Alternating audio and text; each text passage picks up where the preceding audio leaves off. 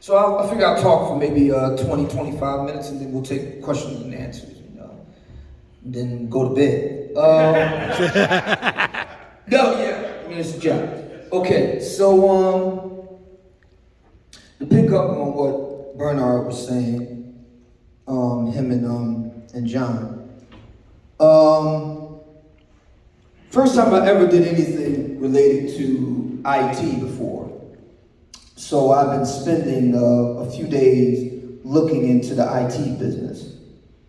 According to Statista, between the year 2019 and projecting out to the year 2024, the information technology business worldwide is projected to generate in excess of $5 trillion a year. Okay? Between 2019 and 2024. Broken down in regions across the globe, the single biggest growth area is the United States. Okay? And there are about 6 major areas in which IT will be really huge in the next 5 to 10 years, and one of them is development of platforms and software. So, lot of money in this. When I saw those figures, it made perfect sense why somebody like Theo could make, more money than God, you know what I mean? Yeah, I was like, yeah, that makes sense now. I mean, and so now it's a question of, and I can also see why he's so excited about getting more black men in it, because in order to do, essentially what Bernard and John are talking about doing is providing competition. Competition to Google, which owns YouTube. It's only a matter of time before somebody provides competition to Facebook. It's a matter of when, not if. A century ago, there was a big fight with regard to railroads, oil companies, things of that nature, and Teddy Roosevelt, FDR's predecessor, and not ancestor, but family member, led the charge with what we would today call antitrust laws, that you couldn't have, monopolies. And that's essentially what we have now. Google and Facebook are essentially monopolies. And recent history, human history, has taught us what happens, human nature. We don't do very well with monopolies because human nature isn't very, very nice. So you need a check on human nature. And one of those checks on human nature is competition. Competition at, obviously more options, but it also drives down cost to the consumer, and it raises quality for the consumer as well. So in order for, which I think is a wonderful idea that Bernard and John had, in order for it to really work, among other things, I'll put it that way, among other things, in order for it to really work, they have to have a lot of guys that can code really well. So that brings us back round robin while we're here.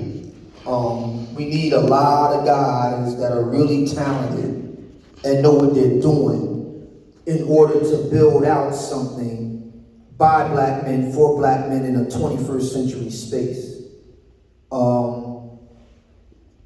There'll still be room for blue collar guys. I don't see the Jetsons, robots, replacing roofs and that sort of thing. But it's clear to me that the 21st century economy is with computers, tech, and related stuff, okay? And I really like what Theo is doing here in bringing black men up to speed with that. And I feel very happy and very blessed and fortunate to be a part of it. That brings me to something that Bernard had alluded to, and I promised that I would pick up on. No, excuse me, not Bernard. Nate brought up, and I promised I would, pick up on it once I got up here. So I'm going to divulge a little bit of privileged information. O'Shea New Jackson contacted me about 3 weeks ago. And he and I talked. And the issue was, because of what happened with the Fresh and Fit controversy, right? By now we've had 2 of them.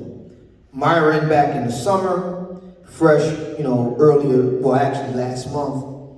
So both he and Kevin were very concerned about people that they did not know very well, who were or could be, even if they weren't, but they could be perceived as carpetbaggers, okay? Coming in and making a shit ton of money and getting a shit ton of attention from the Black Manosphere and not necessarily doing the Black Manosphere well or good. So they were very concerned about Theo and about Nate. Not that they were accusing them of anything, they were just kind of gun shy after everything that happened with Donovan Sharp was another one that had, some problems.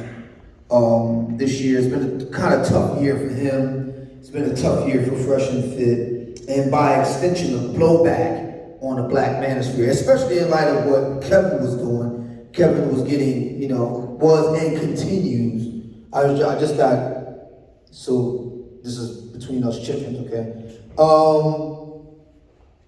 Me and Kevin was going back and forth, and he was supposed to be here. Reason why he isn't is because he's been filming, and he was doing a big film project, and they were filming all night and got done 5 o'clock this morning. But in any event, that was, they were concerned that this event bearing the name Black Manosphere, they were very concerned about how it would play itself out, and if it didn't go well, that would be yet another black mark on the Black Manosphere. So what I did was this. I said, okay, I listened to O'Shea's concerns. And I said, okay, how about this? Some of you may remember the Chicago Bulls was in a bad way, right? There was always the bridesmaid but never the bride, despite Jordan being there. And it was clear that they needed help. It wasn't enough that, Jordan and Pippen was there, they needed help. And they got help in the form of a guy named Dennis Rodman. And Rodman's view was, it was very interesting. Rodman's view was, he said, okay, I'll tell you what, how about this? I'll get you guys a championship and then we come back and talk about money. And he's like, all right, pretty good deal. So he went, got them a championship, came back, talked about a deal. As a matter of fact, it was so good that Jordan, like, we're willing to, give up some of our money to keep Rodman here. So my thing with O'Shea was, I was like, okay, I know how to do this. I'm going to be Rodman. I said, I'll tell you what, O'Shea, how about this? I'll take all the risk on this. Since my name is on it, I'll take all the risk. If it goes down in flames, you and Kevin can say, it's all Obsidian's fault, if it goes down in flames. But on the other hand, if it's a smashing success, then we come back and talk. So that was like 3 weeks, almost a month ago. So then O'Shea called me back like about a week and a half ago, something like that. And by this time, the word was out so heavy that we had exceeded expectations in terms of registrations and things of that sort. And as well, the word was out that it was so good that we're talking about doing another one next year. So O'Shea got back in touch with me. He said, oh yeah, man, I really like what you're doing here. And the next year, I'm going to put some money behind it. We're going to do this, we're going to do that. I said, okay. So, yeah, I mean, that's the nature of the beast. When you're a pathfinder or you're a pioneer, you take your risks. Sometimes they pan out, sometimes they don't. But I didn't mind that at all. I'm very glad that it all came off. O'Shea will be giving his full backing behind it. If O'Shea's giving his full backing behind it, that means Kevin is going to be giving his full backing behind it. So I'm very, very happy about that. And I think that now I was very surprised to hear about what Bernard and John are doing. So it's all kind of it's like a confluence of things all coming together. And I think that's wonderful.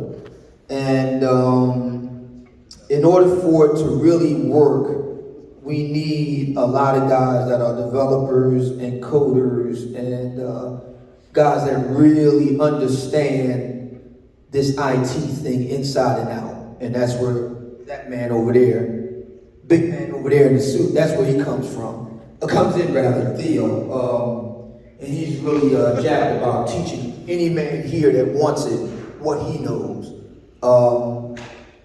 In a Black American culture, it's called this is what I call it. I call it the Highlander culture. Anybody ever seen a movie called Highlander? There could only be one. Yeah, that's been something that I think it's an interesting quirk of Black American culture, Black men in particular. And I say interesting in scare quotes because it's really dysfunctional. It's the way other races or groups of men do things is that they operate in teams. And but for whatever reason, Black men believe that they can operate on their own and be highly effective. And that's the only time that works is like the Sylvester Stallone Rambo movies, In the real world, you need teams. So for what Bernard and John is going to be doing, in order for it to really, take off, they're going to need a team to bring that off. And that goes for everything else that we're looking to do here in the Black Manosphere. So I'm very, very excited to be here and very excited to be a part of this. Can't wait till next year in Houston for this. And looking forward to the room being standing room only this time instead of just a really nice crowd. You all need to give yourself a round of applause for showing up here. I want to thank everybody for that. And what about moving forward is this. Never in my wildest dreams did I think that I would be here. Like I said earlier this evening, I started out in a bathroom stall. Literally, sitting on the crapper talking shit, And I had no idea we'd get to this, you know what I mean? But it just goes to show that when you kind of have your finger on the pulse of something, and other people are kind of thinking and feeling the same way you are, you're onto something. And that's what it's shown me over the past 6 years. The Black Manosphere has been through a lot. There have been repeated attempts to take me. Minister Jack will remember the infamous hit list from some years back. Yeah, Sister Dolomite.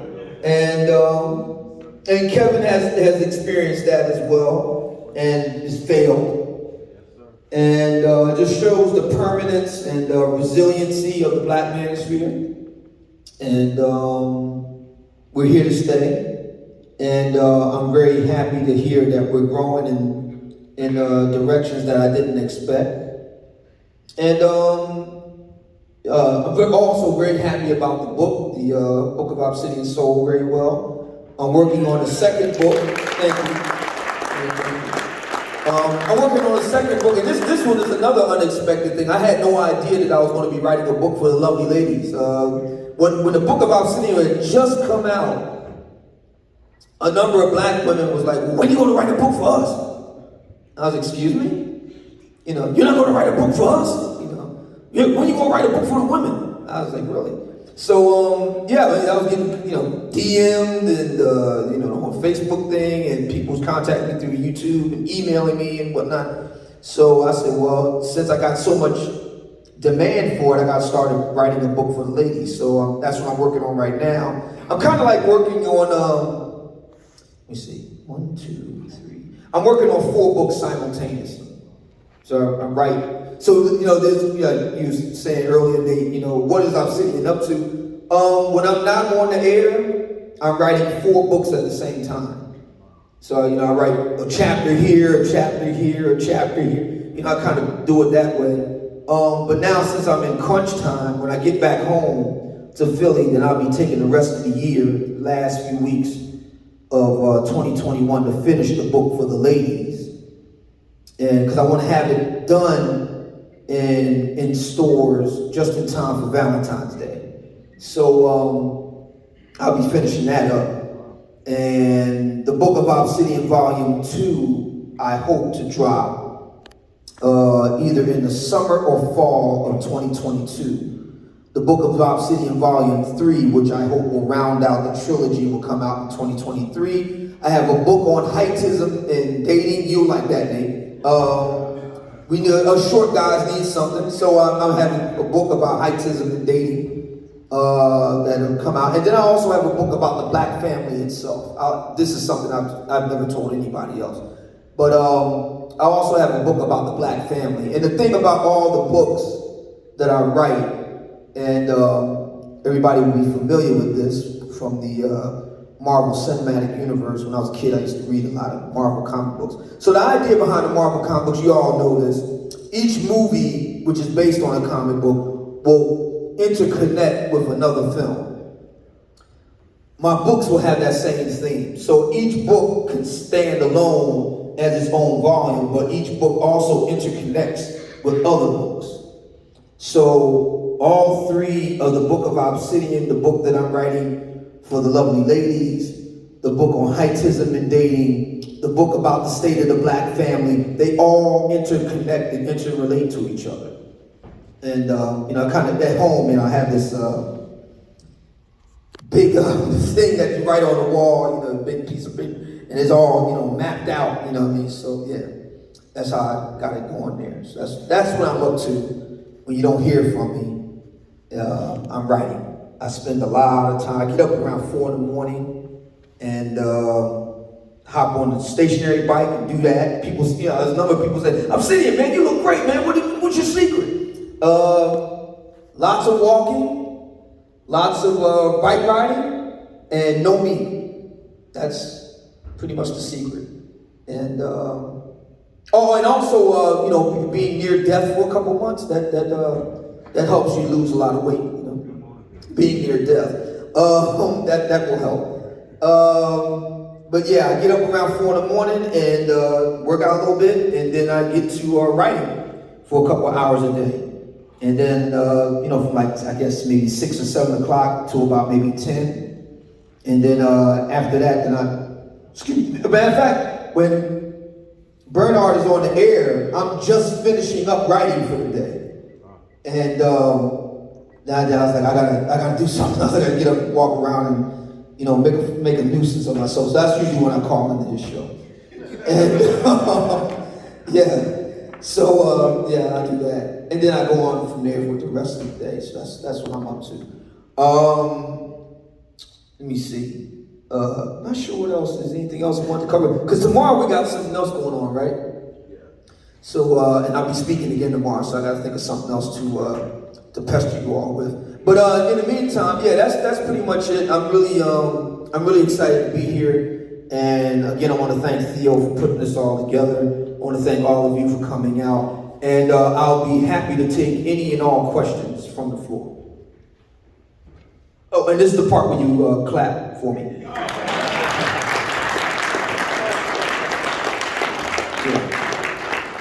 Yes, you had a question in the back, brother? Where'd you get the term black female fuckery? Where did that originate? Oh, yeah. So, that's kind of an infamous term, right? So, a lot of the stuff that I do is out of a sense of sheer exasperation. You might have noticed this, right? So a lot of times when I'm on the air, a lot of the things that I talk about is just sheer frustration with black women, like exasperation. You just get to a point like, what the fuck, you know what I mean? So that's where black female fuckery came from. I didn't plan it. It was just a spontaneous, it's like a spontaneous combustion of exasperation and frustration. And it just came to me. The way that my mind works is that, so I've always had a pretty interesting vocabulary going all the way back to when I was a kid, right? So my mom would tell me that, speaking to you as a child was like speaking to a fully formed adult academic. You know what I mean? It's just in shrunk down like 5-year-old form. You know what I mean? It's like really weird. And so I always had an interesting vocabulary. And so I wanted something to really convey that exasperation that I had with black women. So I just called it black female fuckery, and it kind of caught on, And it caught on to such an extent that black women wanted. This is another thing that's really interesting. So I'm noticing a lot of black women, what they'll do, because they can't really counter what you're saying. So what they'll do is they'll come around and try to basically ape what you're saying. So if I talk about black female fuckery, they'll say, what about black male fuckery? What about BMF? And now with Kevin, with the whole modern women, he kind of put that into the lexicon. So now I'm seeing black women say, well, modern men do this and modern men do that. I even saw a sister online the other day, just right before I left to come down here. She, okay, so the whole notion of the Steve Urkel guy losing out to, the really smooth, suave guy. She turned that whole thing around. So it's guys that are curving the nerdy girl and getting with the really hot chick. It's just like, it was so, she got roundly clowned by all the guys, you know what I mean? Yeah. But it shows you that a lot of black, gaslighting, that there's that. But it also shows you just how many black women just can't really counter anything. And this is what I've been saying to a lot of guys. I'm glad you brought that up, because this is what I've been saying to a lot of guys. And here I want to give a shout out to Angry Man, because he was right. Angry Man made a point a couple years ago. He said that we had won the gender war in black America, that black women had waged on black men. See, this is one thing that black women today want to act like, to go back to the gaslighting piece, they want to act like this never happened. Black women waged a war on black men. They waged a war in the media, they waged a war in entertainment, they waged a war in academia. They waged a war on black men. They were the ones that drew first blood. And they had been doing it for decades. Non-stop, unchallenged. Okay? The black manosphere came along in record time, pretty much, killed it. But Angry Man made a really good point about the fact that we had won the gender war so quickly and so decisively that we were kind of like in a state of shock. So what it reminded me of was, everybody remembers when President George W. Bush started the Iraq War, right? Enduring Freedom, Operation Enduring Freedom, the whole shock and awe campaign, right? And it was shock and awe. And he's on the flight deck of the USS Abraham Lincoln, mission accomplished. Yeah, there was a lot of truth in that. And we had won it so decisively that we hadn't really prepared for the next move, which is what led to, Iraq really kind of going down the shitter, because we didn't really plan for the day after we won. And this one thing I always say to brothers: what happens when you win? See, a lot of us don't really think of ourselves as winners. We're always thinking of ourselves as losers. My thing is, what happens on the day you win? You have to think of yourself beyond the present moment and fighting. You have to assume that once you win, then another phase kicks in. We are no longer mujahideen out in the mountainside somewhere. We are no longer guerrilla warriors in the jungle somewhere. We won. Well, what do winners do in wars? Winners rule. That's what they do.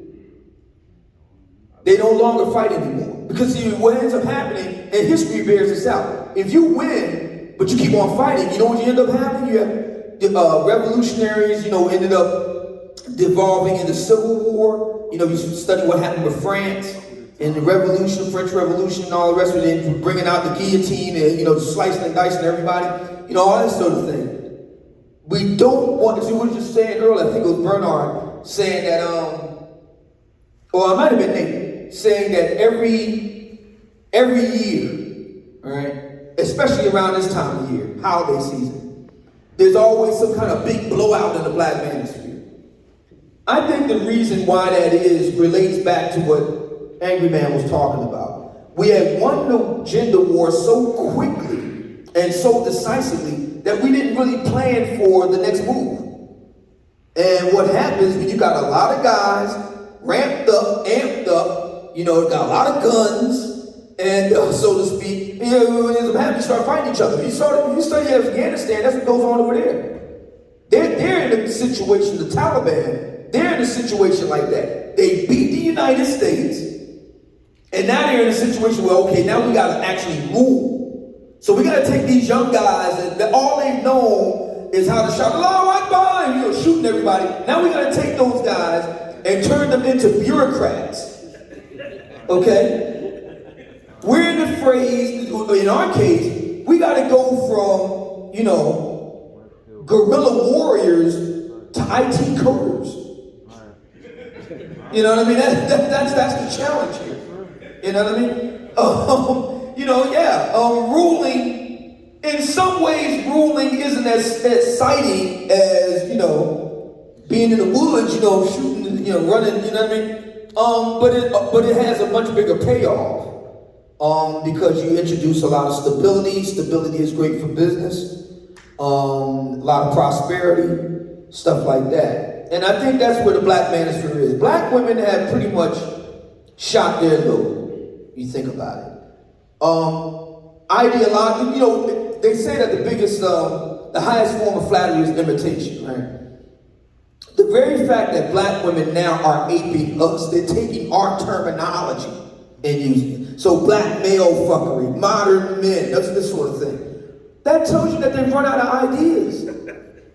They've run out of ideas. They have no more ideas left. And as a matter of fact, they're using, there's a phrase in, I'm a big student of military history. There's a phrase, and many of you have served in the military, you may know what I'm talking about here. There's a phrase among generals known as fighting the last war, right? This idea that you're using tactics from the last conflict in the current conflict, and often highly ineffective. Black women have not used, they're using the same tactics that are at this point at least 40 years old, right? So what's fascinating to me about a lot of black women today, what they'll say is something like this.